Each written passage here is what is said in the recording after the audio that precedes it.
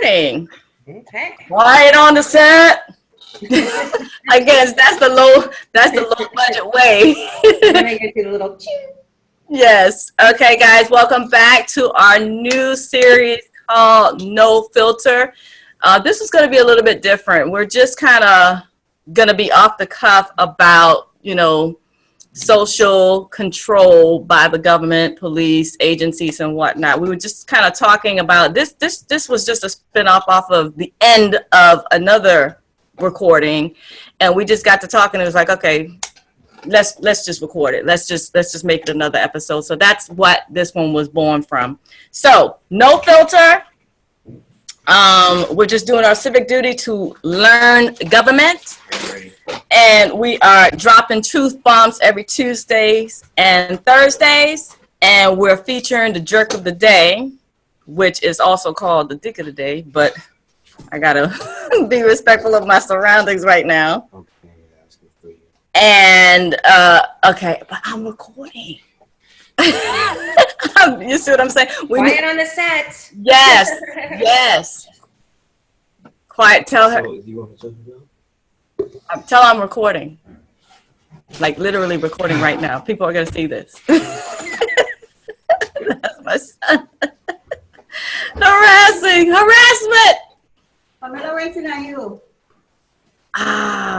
Okay. Tell her I'll be 5 minutes. All right, want to do this another time? No. But go ahead.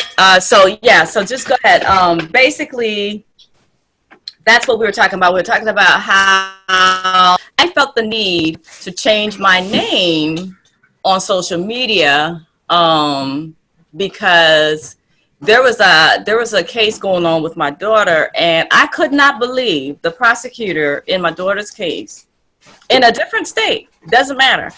She trolled me and mentioned something that I innocently put on my Facebook. Okay, and you were talking about how we're not politicians. Why are we being, scrutinized and monitored, and surveilled like we're criminals? I don't remember what it was. Potential criminals. Right. I don't remember what it was that she brought up in the courtroom, but I just remember the feeling of disgust and shock and utter dismay. Like I could not believe that was my introduction to the legal system. That was one of it. That was part of my journey, and I just could not believe that this woman, if you want to call her that, would display. I think she had a piece of paper where she printed what I said, and she was trying. It was very innocent. I remember that because I don't put anything against anybody, let alone against the government. I don't put anything like that, anything negative. I'm always jokey, laughy. But the way that she was trying to spin it to show me, because they had nothing on me. And this is the worst that she could talk about, was something I posted on social media on a public website. That's the worst that she could do, because you know why? Because she couldn't attack me otherwise. She couldn't attack anything about me otherwise. So this is the worst that she could do, was try to spin it. And that's not unusual, actually. I've talked to parents who have CPS cases, Child Protective Service cases, and the same thing has occurred to them in the courtrooms, where when they get in there, they find out that there was, one of the agents on their case went into their profile and into groups that they were a part of, specifically to go and see what they were saying. And again, it doesn't have to be like terroristic or criminal in nature. It's used to humiliate you, to shut you up. Is basically what the point is. If we embarrass you, you will not pursue a hardcore, adversarial position against us. So and advocate her history like she's a freaking politician. Right. So that when she speaks in public, if she ever does, they won't believe her because we just totally slandered her character. Right. Now everyone thinks she's a piece of crap, and therefore, when we lie, they'll believe us. That's how it works. That's how it works. This high level of social control to humiliate us we could compare it to Hitler, Nazi Germany. I mean, because it just makes no sense to do this to just an average, woman just posting on social media, just having fun. I mean, first of all, what did I do to deserve that kind of scrutiny? Just because you want to pump up your career, like so you're putting my livelihood, you're putting embarrassing me at the forefront of your career to build your career on and to make a case. Well, then you have a yeah, and you got to think about how sad that really is, because it wasn't even your case, right? And it affects the lifelong position of a different person. And by using that kind of slander to persecute the witch, because this is the only time in history where we can look back and significantly analyze a situation where control of a person's behavior was forced. So if we think, like you said, Nazis used social control methodology to keep the Germans from opening their mouths about right. severe prosecution of the Jews. Right. That was used there. And just like we're using it here now. I mean, is this not alarming tiny bit? But if we think about it further in the past, you think about witches. Well, these women that people didn't like, typically that's who were called witches. So they might be in a village where the villagers didn't like the way they looked, the way they smelled, or how they were dressed. They were missing teeth. They weren't pretty usually. They were typically like old hags and, maybe grumpy, crabby, not real friendly, didn't participate in all of the fun stuff that the villagers wanted to participate in. Whatever it was that they decided that they didn't like about this woman, the next step would be this guy would come in, he was a witch hunter. He would come in to investigate the community proclaiming that she was a witch. Well, look, bitches, if she was a witch, why didn't she fly away before you caught her? If she had all these powers, how did you catch her? And then how did you get her on a stake to burn her alive? Hello? If she was so powerful that we had to expel her so that the villagers didn't have to look at her old haggardly face anymore. Right.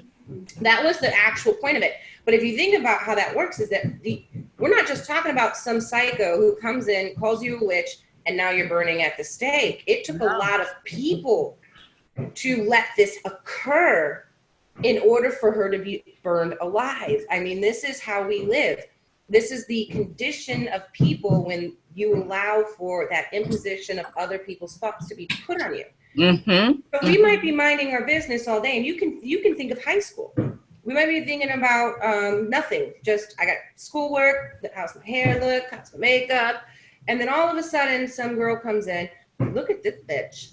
You see what she's wearing? Well, you didn't notice her until it was implied. And this is how the bully system works.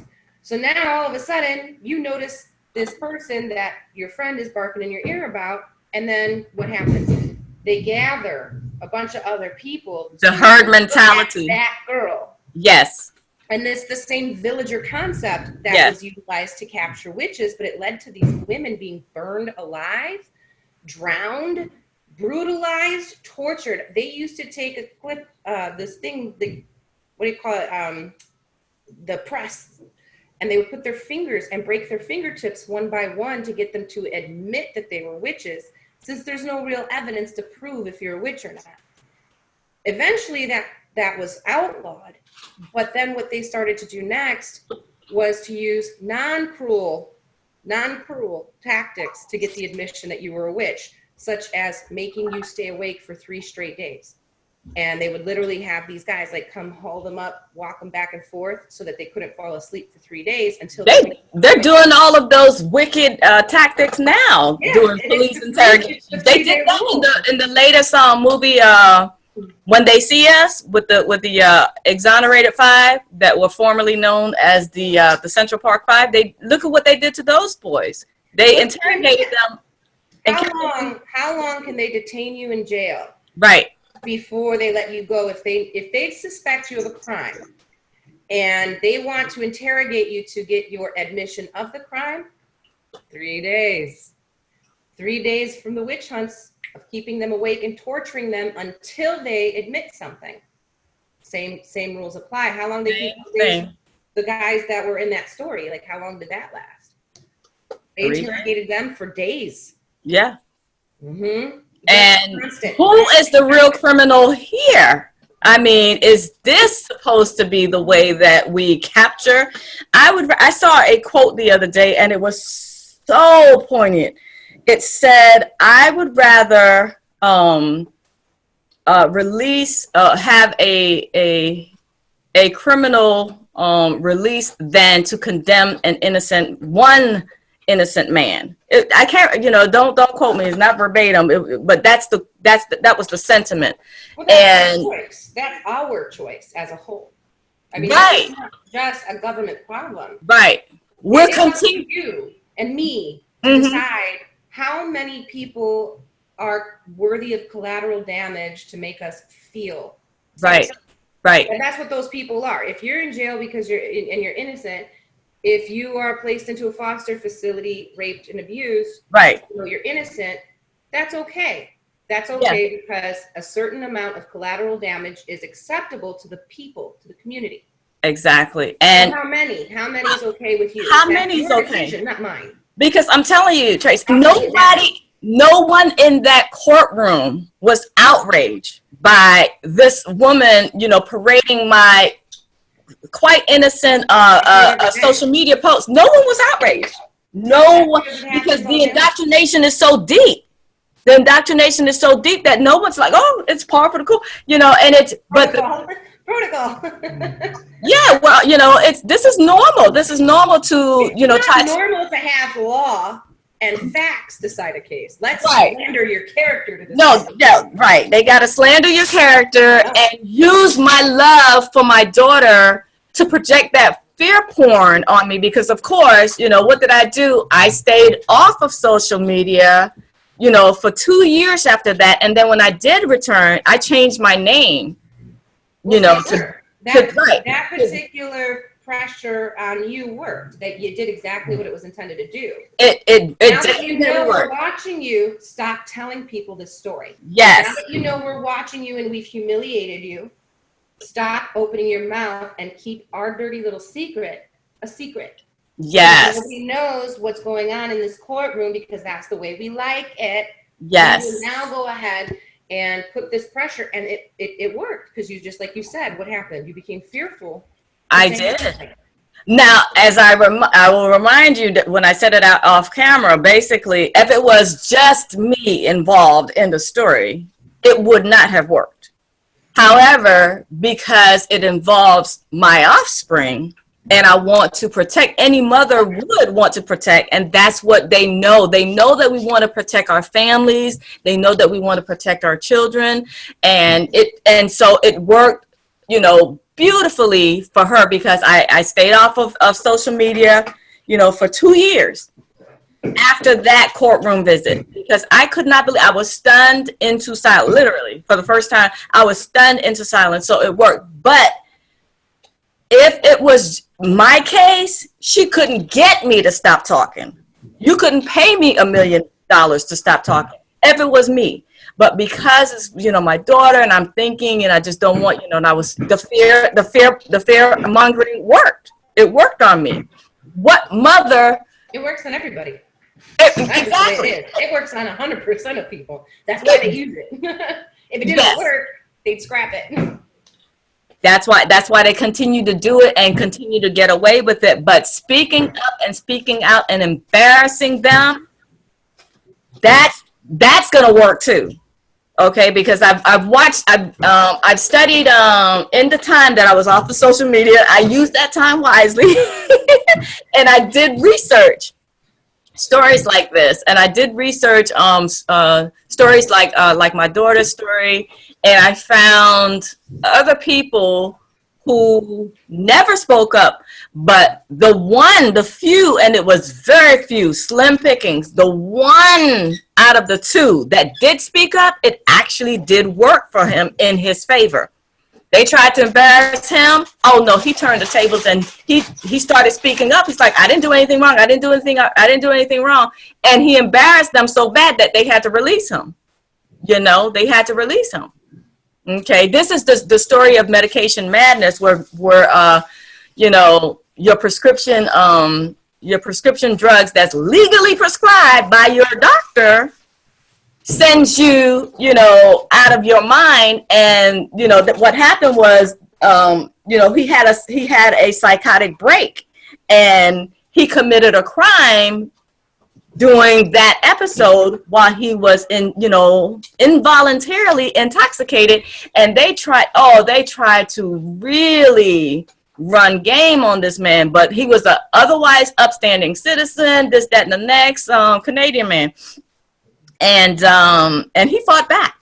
He's like, oh, you want to embarrass me? No, I'm going to tell all the facts, book, chapter, line, verse. They could not shut him up. His lawyer was telling him to shut up, and they couldn't shut him up. And it worked, because the man is free, and he's, you know, pretty much cleared his name and cleared his reputation. It's still a steep climb, because the shit that they do to you and the shit that they say about you, it's horrible. And it's like it's a vicious climb back up to regain your leg, you know, in society and everything, to clear your name. But woo, it is, and that's why I say it is a societal problem. It is.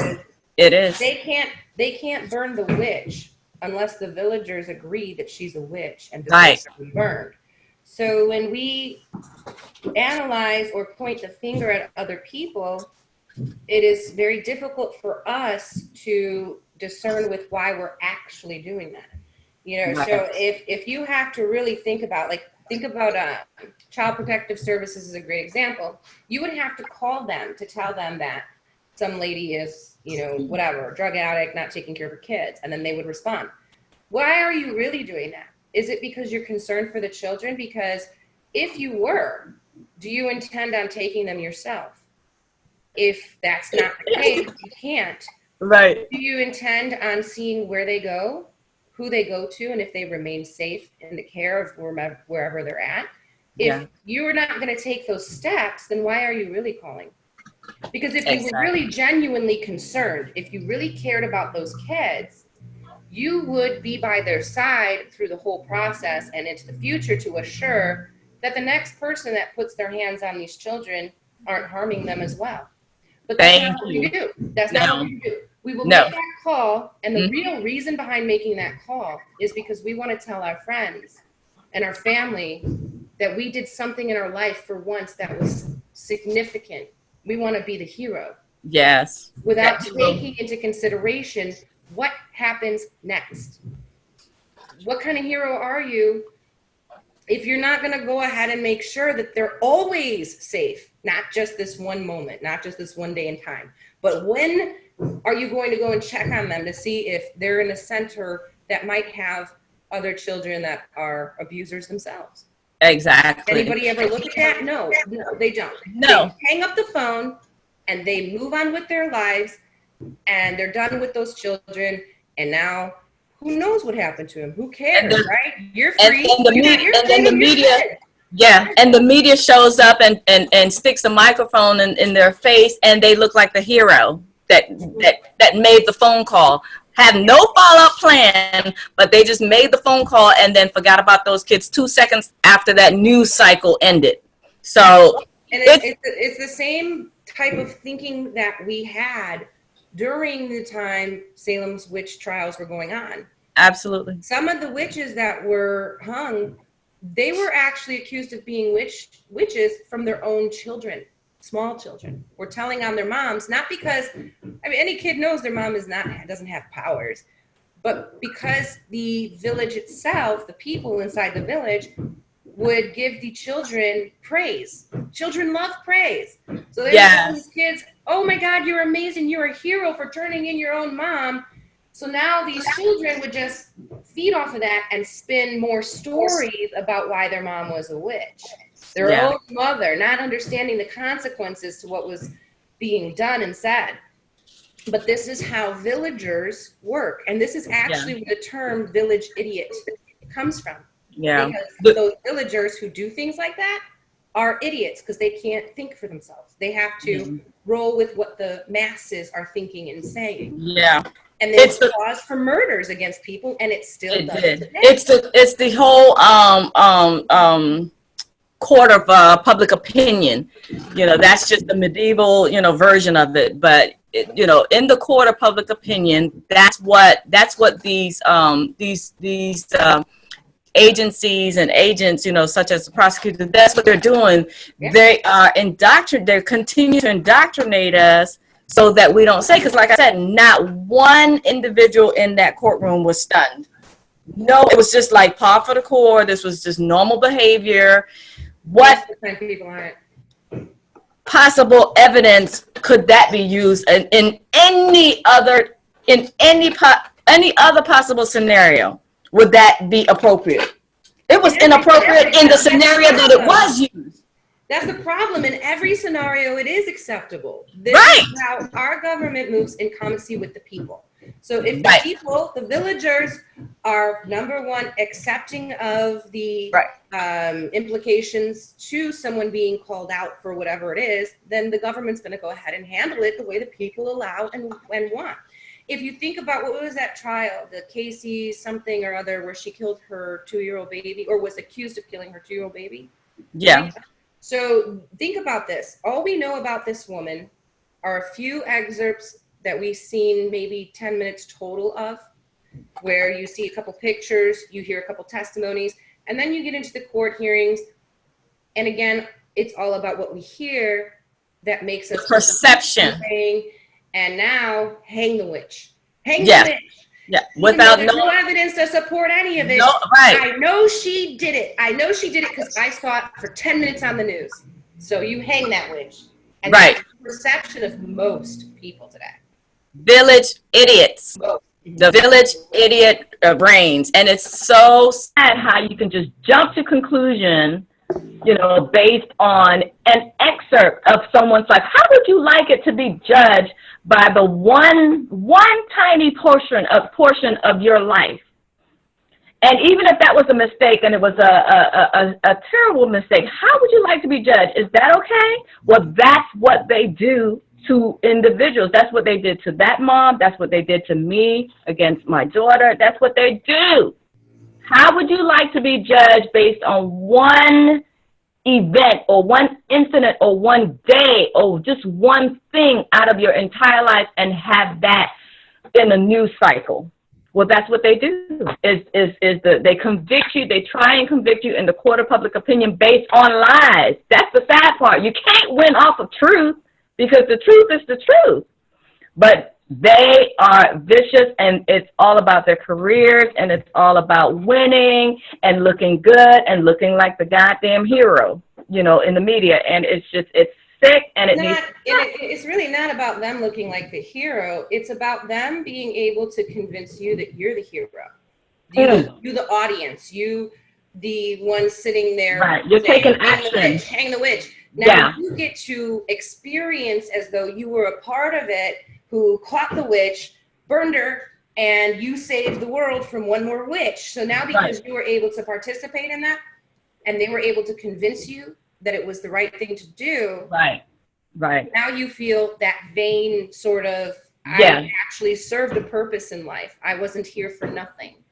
So you have to sit back and look at things, even myself included, that sometimes I even judge. Sometimes I have to stop myself because, you know, you don't realize that you're looking at someone's social behavioral difference, okay? Maybe I don't like the way someone's appearance makes me feel. Maybe they look scary.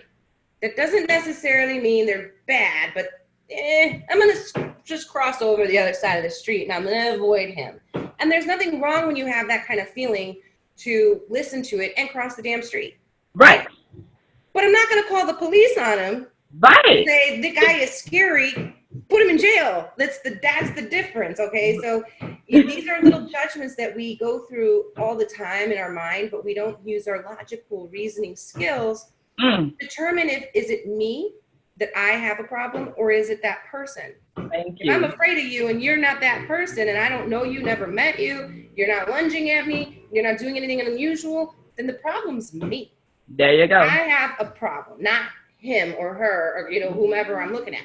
Mm-hmm. So this is difficult. People don't like to look at themselves to say, is it really truly a problem, or am I being judgmental?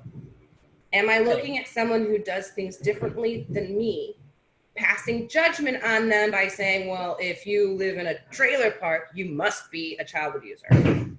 That's judgment. Newsflash. Don't be too quick to jump to conclusions. That's called rush to judgment in legalese. Yeah, so you don't want to be the guy sitting in the village idiot audience who's carrying a burn. What do you know about this person, really? Is it based on some clips from the news that convinced you that this person is a something or someone that you've never met? Exactly. If that's who you would like to be, if that's who you aspire to be, then by all means, you know, I think we should have segregation. If people like the control of others socially to make themselves comfortable, I think they should live together somewhere so they can judge each other. Yeah. I say that all the time. I call them the unkind personalities. Can you take it off the speakerphone? My mom just walked by on speakerphone. Like, you guys, this is real. Donate so I can work in a professional studio. How about that? Like that segue? But yeah, it was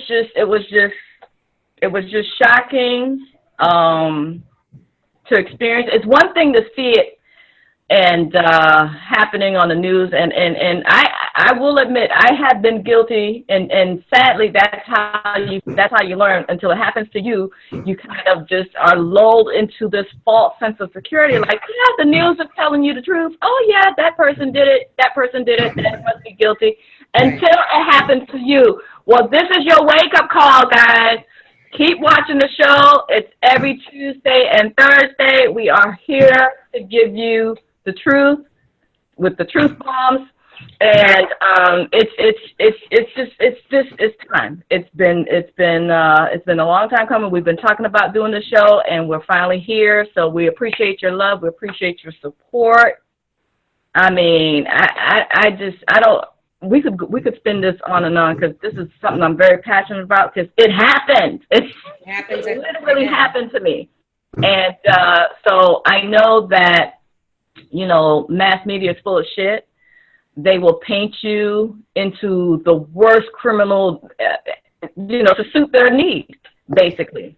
If it fits their need and their agenda, they will do that. This is what happened to my family. You know, take it or leave it. Don't wait till it happens to you. Support the channel, support the show. We have this dream, this mission to, create this huge, network to bring you, keep bringing you good programming like this. And we hope that you like what you see so far. So that's pretty much all I have. Subscribe, like, and hit the bell notification button. You got anything else? Because I'm just retire your witch hunting pitchforks. Put it away. Put it away. Put it in the closet. Wrap it up. And next time that you see somebody walking down the street that is making you feel uncomfortable, eat it. Go home, forget about it. Wipe it out of your memory, because even if that person goes to jail for making you feel uncomfortable or not, your life is still going to go the same way it would have went either way. Except one other life might get ruined in the process. But you won't know. You won't care, because you'll go home. So if you don't like the way someone looks, if you don't like the way someone behaves, if you don't like the way they carry themselves, you can move to an island too. Another option. Whatever. But just put the pitchforks away. Yeah, don't be the village idiot, guys. I like that analogy, but I'm not calling anybody any names. I'm just saying, use your discernment. Use your own thinking skills, okay? So if you like what you heard, please drop a comment and let us know what you think. Share your thoughts. Give us, future show ideas. Just give us the, love and support. And we will see you in the next episode, Tuesday and Thursday. Thank you for watching. We'll see you next time.